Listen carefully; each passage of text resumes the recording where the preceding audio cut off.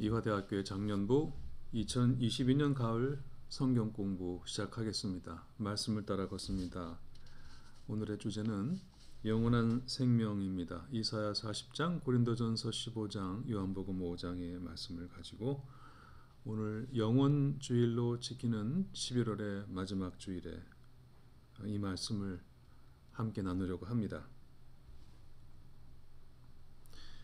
독일의 루터 교회 안에 오늘 저희가 지키는 이 영원 주일의 전통이 있습니다.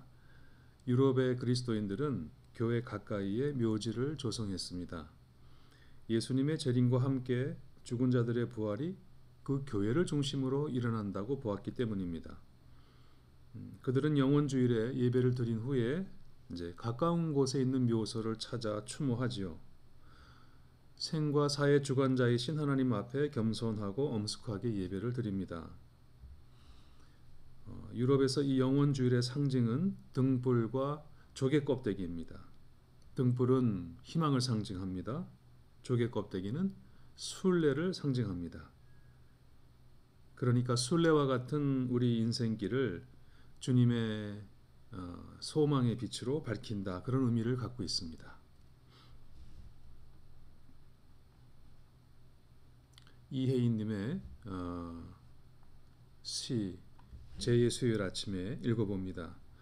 죽어가는 이들을 가까이 지켜보면서도 자기의 죽음은 너무 멀리 있다고만 생각하는 많은 사람들 속에 나도 숨어 있습니다.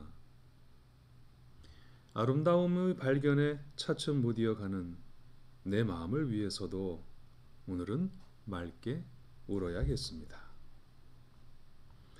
먼지 낀 마음의 유리창을 오랜만에 닦아내며 하늘을 바라보는 겸허한 아침. 하늘을 자주 바라봄으로써 땅도 사람도 가까워질 수 있음을 새롭게 배웁니다. 오늘은 맑게 우는 날입니다. 사람은 익숙해지면은 고마움을 모른다고 하지요. 길들여지면은 고맙다는 느낌을 잃어버리게 된다고 합니다. 보석도 친구도 사랑도 그렇습니다. 그런데 생명도 익숙해지면 그럴까요? 오늘은 먼지 낀 우리 마음의 유리창을 깨끗이 닦아서 하늘을 보며 먼저 간 우리의 사랑하는 분들과 함께 하나님께 예배드리는 날입니다. 20세기 위대한 신학자 중에 한 사람인 칼 바르트는 죽음은 인간과 하나님 사이의 경계선을 보여주며 죽음이라는 자리는 생명의 하나님에 대한 참된 깨달음이 주어지는 자리다 라고 말했습니다.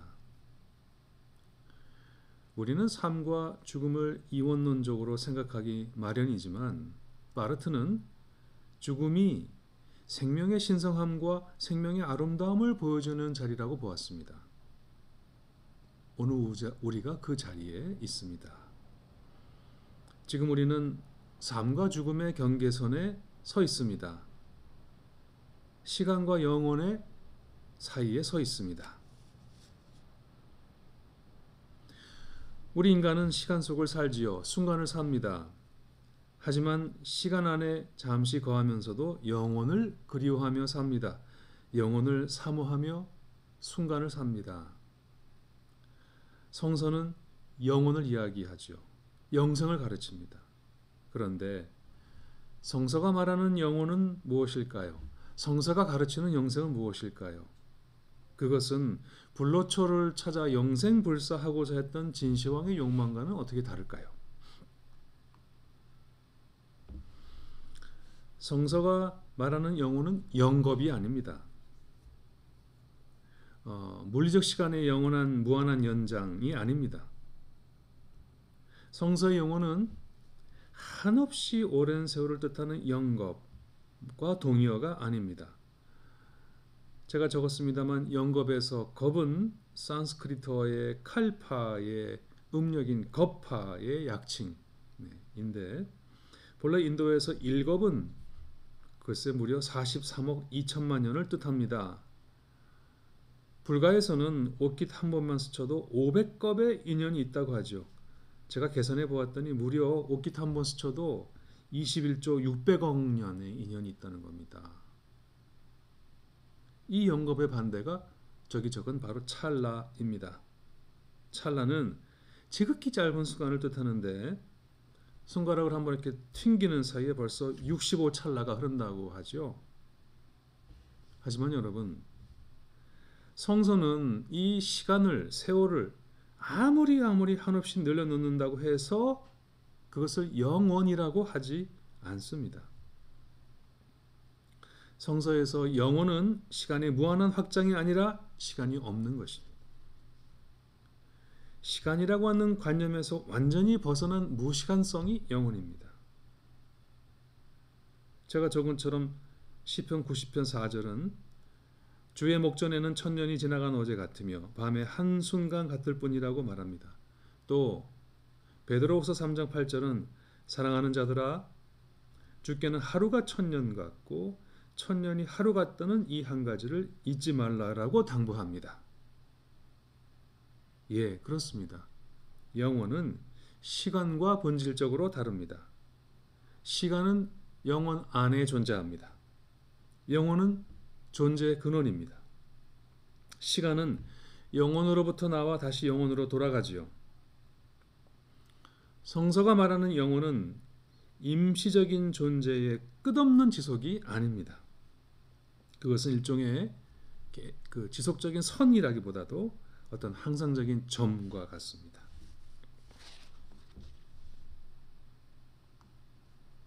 요한은 유일하신 하나님과 그가 보내신 자 곧 예수 그리스도를 아는 것이 영생이라고 요한복음 17장 7절에서 말합니다.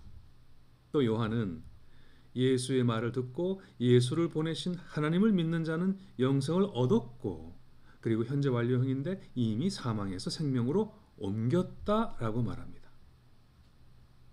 렘브란트의 예수 그리스도 그림이죠. 즉, 저 예수 그리스도를 알고 그의 말씀을 듣고 그를 보내신 하나님을 믿는 자는 이미 영원한 생명의 나라와 이어졌다고 말하는 것입니다. 지금 여기 이 시간 안에서 지금 이 순간 안에서 영혼과 이어졌다고 말하는 것입니다. 그러므로 성서에 의하면 영생은 이 육신의 죽음 이전부터 이미 시작될 수 있습니다.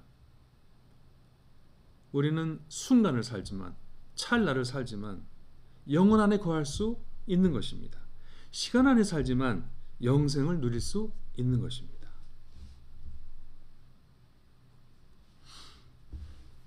독일의 문학가 린더라고 하는 사람의 작품 중에 젊어지는 그늘이라고 하는 책이 있습니다.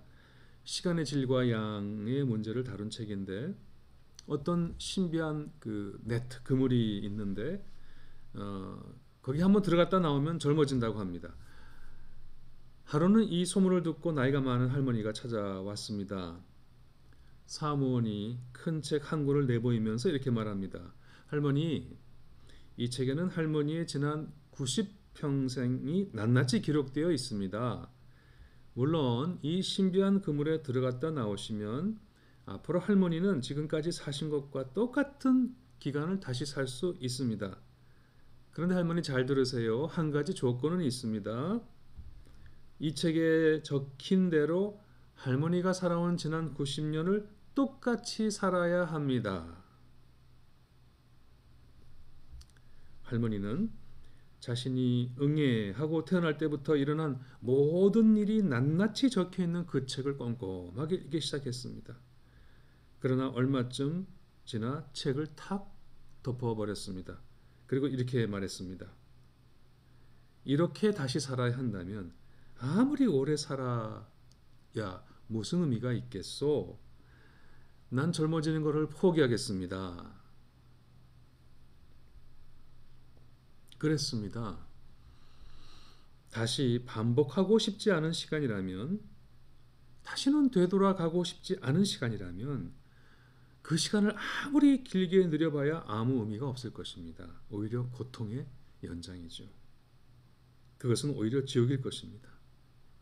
그러나 아무리 짧은 시간이라도 그것이 다시 살고 싶은 그런 행복한 시간이라면 그것은 영원으로 이어집니다.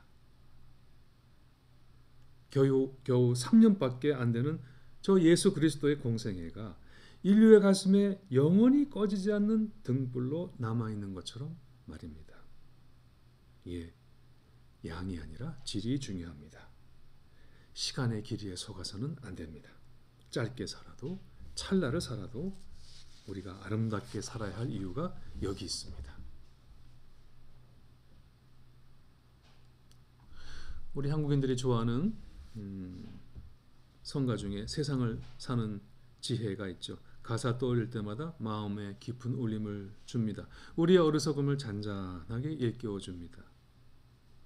하늘을 볼 겨를도 없이 정신없이 세상을 살다가 마음의 먹먹함이 내 삶을 짓누를 때 그제서야 주님을 찾습니다. 행복을 느낄 겨를도 없이 분주하게 세상을 살다가 인생의 허무함이 내 삶을 짓누를 때 그제서야 주님을 찾습니다. 오늘도 여전히 주님은 그 자리에서 우리를 끊임없이 돌보시는데 부족한 내 영혼은 아직도 갈 길을 모릅니다. 내게 믿음 주소서. 내 연약한 마음 돌보소서. 한없는 주님의 사랑 알게 하소서. 영원까지 그의 백성 지키시는 우리 하나님 바라보며 살게 하소서. 하나님은 영원 안에 계시며 우리를 끊없이 돌보시는데 시간 안에서 찰나의 행복을 탐닉하며 사는 우리들은 행복의 영원하지 않음을 느낄 때 인생의 허무함이 내 어깨를 짓누를 때만 그제서야 영원이신 주님을 찾습니다. 우리는 시간 안에 종말이 있다는 사실을 애써 잊으며 그렇게 날마다 살아갑니다. 네, 그렇습니다. 오늘도 너무도 많은 사람들이 이렇게 마치 인생에 죽음이 없는 것처럼 살다가 끝내 아무 준비 없이 인생의 종말을 맞이합니다. 하지만 모든 인생은 풀과 같고 그 영광은 풀의 꽃과 같아서 반드시 시들고 반드시 말라버리고야 맙니다. 한 번 죽는 것은 사람에게 정해진 일이요 피할 수 없습니다. 우리는 흙에서 왔으니 흙으로 돌아가야만 합니다. 하지만 영원의 신비를 말하는 성서는 한 개인의 죽음이 끝이 아니라 하나의 완성이라고 말합니다. 성서에서 죽음은 비유하자면 인생이라는 공책에 한 문장을 다 쓰고 문장 끝에 찍는 까맣고 동그란 마침표 피어리어드와 같습니다. 길든 짧든 하나의 문장 끝에 놓이는 작은 점과 같습니다. 한 문장이 끝났다고 해서 전체 이야기가 다 끝난 것은 아직 아니지요. 마침표는 또 다른 문장의 시작을 준비하는 기호이기도 하기 때문입니다. 그러므로 그것은 단절의 표시가 아닙니다. 마침표는 연결의 표시입니다. 그것은 종말의 표시가 아닙니다. 새로운 시작의 알림입니다. 한 삶의 완성이자 영원의 시작인 것입니다. 그래서 사도 바울이 이렇게 죽음 앞에서 힘찬 개성가를 부를 수 있었습니다. 사망아, 너의 승리가 어디 있느냐? 사망아, 내가 쏘는 것이 어디 있느냐? 고린도전서 15장 55절이죠.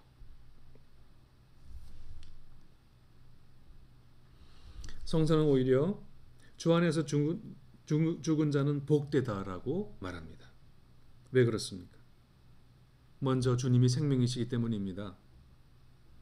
나는 길이요 진리요 생명이라고 말씀하신 주님이 우리를 영생으로 인도하시기에 주 안에서 죽은 사람은 복되다라고 말합니다. 둘째로 주 안에서 죽는 사람이 복된 이유는 주님이 다시 오실 때까지 잠시 잠을 자는 것이기 때문입니다. 성경은 죽은 자를 잔다라고 표현합니다. 예수님은 나사로의 죽음이 하나님의 영광을 위한 사건이라고 말씀하시면서 죽은 나사로가 잔다 하셨습니다. 잔다는 말이 무슨 말입니까? 잔다는 말은 잠에서 깨어 일어나는 아침이 있다는 말입니다. 우리에게는 부활의 새 아침이 기다리고 있습니다.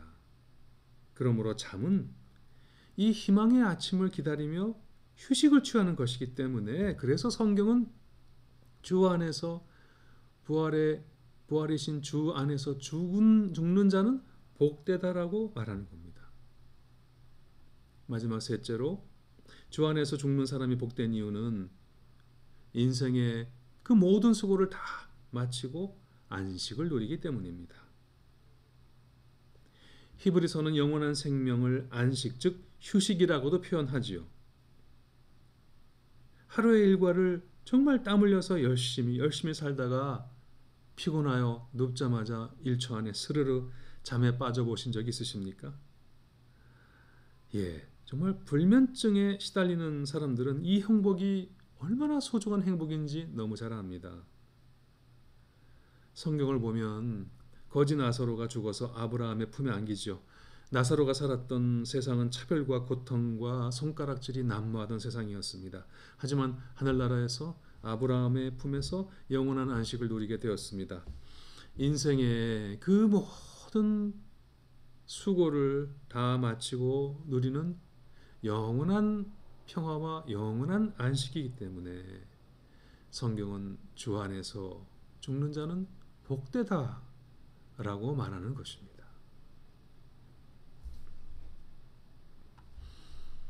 그래서 우리 그리스도 교회에서는 사람이 죽으면 저렇게 사망했다고 말하지 않습니다. 사망, 죽어서 망했다는 뜻입니다. 믿음 안에서 살아가는 우리 그리스도인들은 소천했다고 합니다. 네, 부르심 받은 거죠. 누구의? 하늘의 부르심을 받았다. 소천입니다. 그래서 우리 그리스도인 천상병 시인은 귀천이라고 하는 시에서 기독교의 영원한 진리를 이렇게 노래했습니다. 정말 한국인이라면 모두가 알고 있는 시죠. 나 하늘로 돌아가리라.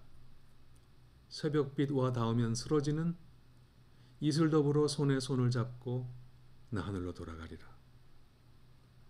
노을빛 함께 단둘이서 기슭에서 놀다가 구름 손짓하면은 나 하늘로 돌아가리라. 아름다운 이 세상 소풍 끝내는 날 가서 아름다웠더라고 말하리라.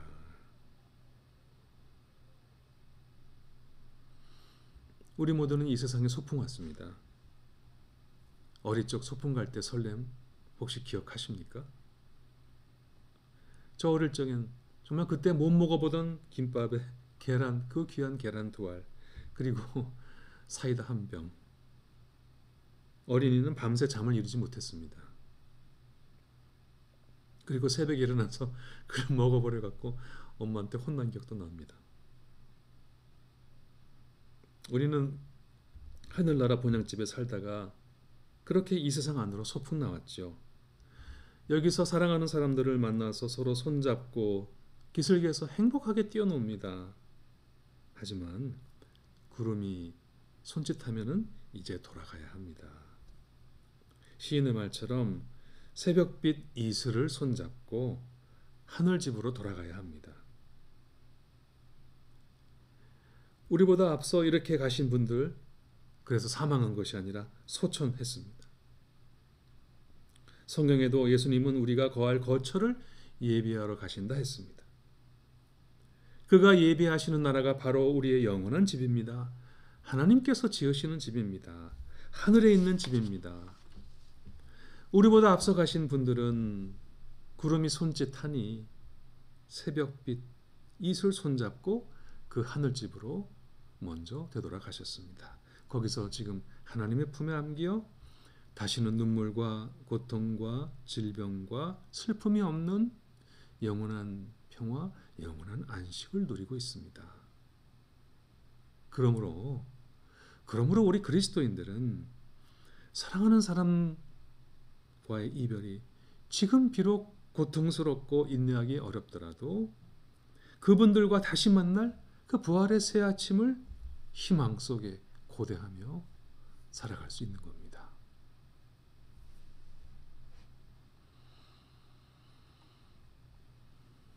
요한계시록에 있는 말씀입니다. 죽음으로 인한 이별의 고통에 있는 사람들에게 이렇게 하나님께서 위로의 말씀을 선포하십니다. 나는 새하늘과 새 땅을 보았습니다. 이전의 하늘과 이전의 땅이 사라지고 바다도 없어졌습니다. 그때 나는 보좌에서 큰 음성이 울려 나오는 것을 들었습니다. 요한의 말입니다. 하나님께서 이렇게 말씀하십니다. 보아라, 하나님의 집이 사람들 가운데 있다. 하나님이 그들과 함께 계실 것이요 그들은 하나님의 백성이 될 것이다. 하나님이 친히 그들과 함께 계시고 그들의 눈에서 모든 눈물을 닦아주실 것이니 다시는 죽음이 없고 슬픔도 울부짖음도 고통도 없을 것이다. 이전 것들이 다 사라져버렸기 때문이다.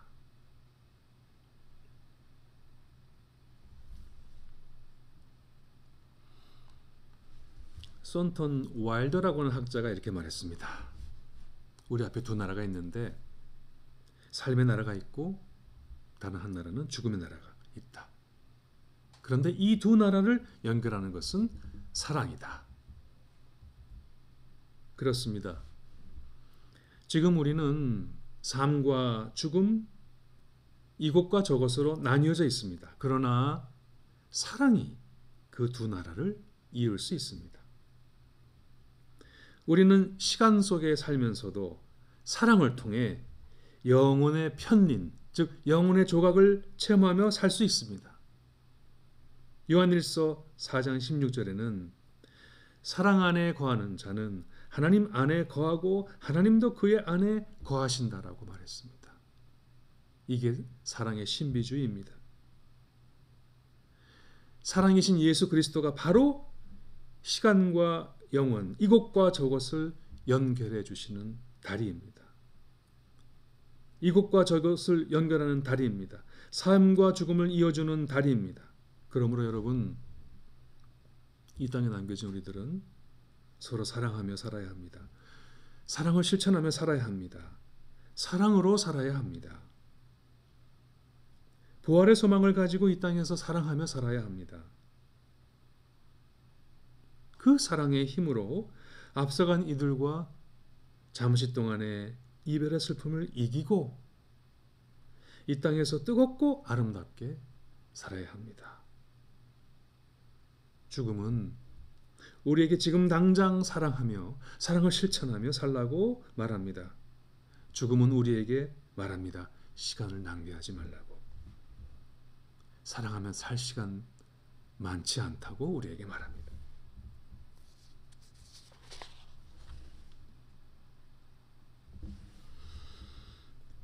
교우 여러분, 오늘 영원주일로 시작되는 이 한 주간 우리 겸허하게 죽음을 성찰하고 돌아보는 시간 가지며 살면 좋겠습니다. 먼저 돌아가신 분들을 사랑하는 마음으로 추모하십시오. 지금 연로하신 부모님과 어르신들을 가까이 보살펴 드리십시오. 그리고 이 주간에는 내 인생도 깊이 성찰하면서 나 자신도 죽음 앞에서 평등한 존재라고 하는 그 깨달음을 기억하며 사십시오. 그리고 새 힘을 내어 사십시오. 새로 힘을 내어 사랑하며 사십시오. 우리에게는 사랑하며 살 시간이 많지 않습니다. 감사하며 서로 위로하며 아끼고 보살피며 살아도 모자란 시간입니다. 성경은 만물이 주에게서 나오고 주로 말미암고 주에게로 돌아간다라고 말했습니다.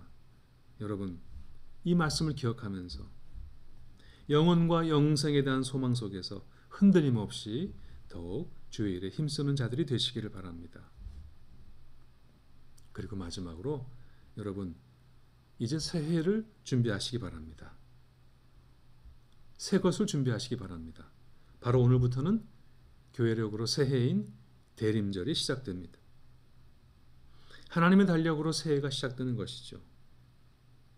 여러분 마음속에 저렇게 기다림의 초를 켜서 준비하시기 바랍니다.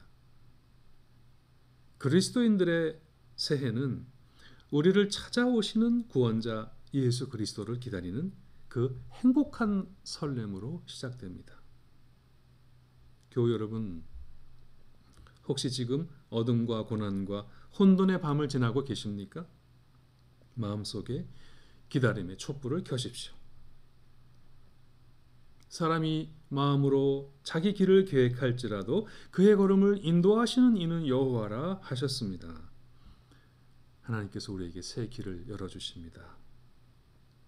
영원이신 하나님께서 우리에게 새 생명과 소망을 주십니다.